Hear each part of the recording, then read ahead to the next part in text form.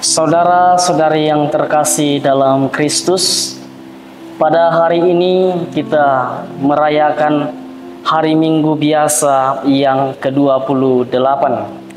Dan pada hari ini saya menawarkan kepada kita semua untuk merenungkan Injil pada kesempatan kali ini dari Injil Markus yang berbicara tentang orang kaya suka masuk ke dalam kerajaan Allah.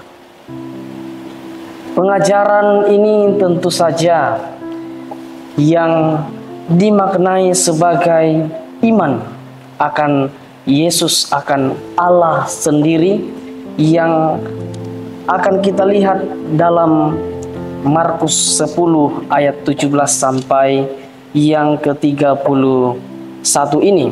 Bagaimana seorang yang kaya datang kepada Yesus dan dia mempertanyakan tentang sesuatu yang sebetulnya ia sudah lakukan, tetapi dia mengklaim dari kebaikan-kebaikan yang dia lakukan itu bahwa itu sudah berkenan kepada Allah, dan tahap selanjutnya apa yang akan dia lakukan.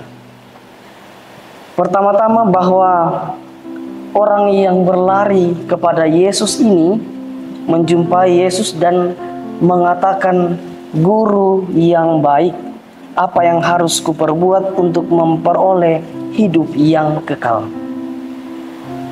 Dari sini bisa kita lihat bahwa orang muda ini tentu saja ada pergulatan, ada pergumulan yang terjadi di dalam kehidupannya, sehingga ia datang bertanya kepada Yesus. Dan Yesus yang disebutkan itu, dia adalah guru yang baik, seperti yang dikatakan oleh pemuda ini, guru yang baik. Karena dia melihat bahwa Yesus adalah sosok guru yang baik. Dia melakukan hal-hal yang baik, misalnya menyembuhkan atau memberkati anak-anak, lalu memulai pengajaran-pengajaran, dan itu yang dilihat oleh pemuda ini. Lalu tahap selanjutnya adalah bagaimana seorang pemuda yang kaya ini supaya ia memperoleh hidup yang kekal. Dan Yesus mempertanyakan apa yang dimaksudkan oleh sang pemuda ini, sehingga dia melontarkan pertanyaan-pertanyaan tentang, "Engkau tentu mengetahui segala perintah Allah, itu jangan membunuh, jangan berzinah, jangan mencuri, dan hal-hal yang lain, hal-hal yang dilarang."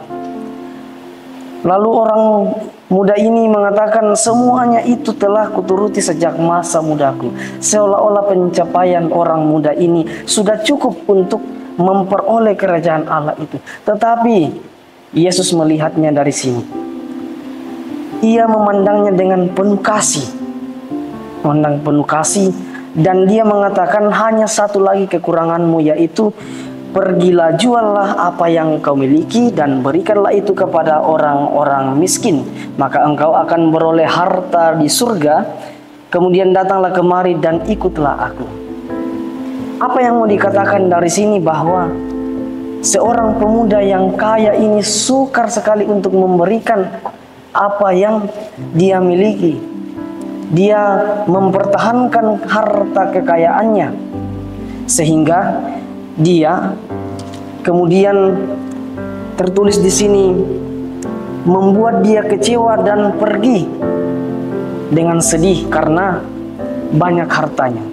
Hal ini yang menjadi pembelajaran bagi kita, bahwa ketika kita mau mengikut Kristus, ingin melayani Dia, dan juga ingin memperoleh kehidupan yang kekal, kita harus merelakan apa yang sebetulnya menjadi prioritas kita, apa yang kita punya di dalam kehidupan kita. Misalnya ketika saya memberikan contoh tentang frater atau romo, suster, biarawan biarawati yang rela meninggalkan keluarganya untuk mengikuti Kristus dan mengajarkan apa yang diajarkan oleh Kristus juga sebelumnya. Lalu bagaimana dengan kita, orang-orang yang biasa atau orang-orang yang misalnya dalam berumah tangga, sebagai OMK, orang muda, sebagai pelajar, apa yang harus kita lakukan?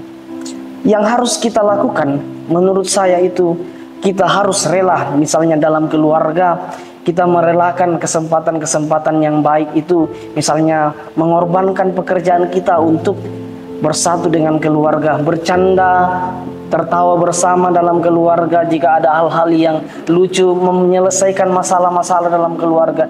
Dan itu adalah hal yang merupakan pengorbanan untuk keluarga kita. Karena kita mau bersatu dengan keluarga, membangun relasi yang baik dengan keluarga kita. Lalu sebagai mahasiswa, mungkin karena banyak sekali tugas-tugas yang harus kita kerjakan, maka kita mengorbankan waktu untuk memperoleh apa yang tentunya baik, yang menurut kampus baik, menurut kita baik, lalu menurut ajaran-ajaran kasih yang diajarkan oleh Kristus sendiri. Misalnya menjalin relasi dengan orang lain, mengorbankan waktu kita bermain, kita mengorbankan semua itu untuk belajar dengan baik. Dan itu merupakan hal-hal yang tentu saja membawa kita pada kedamaian dalam kehidupan kita ini. Saya kira itu yang menjadi pokok permenungan kita pada hari ini. Semoga Tuhan senantiasa memberkati kita dalam kehidupan kita, dalam setiap apa yang kita lakukan, melakukan hal-hal yang baik dalam keluarga, masyarakat, dan sebagai apapun kita meneruskan kasih itu kepada sesama kita dan rela berkorban untuk apa yang kita miliki dan memberikan kepada yang membutuhkan. Semoga Roh Kudus selalu memberkati kita. Amin.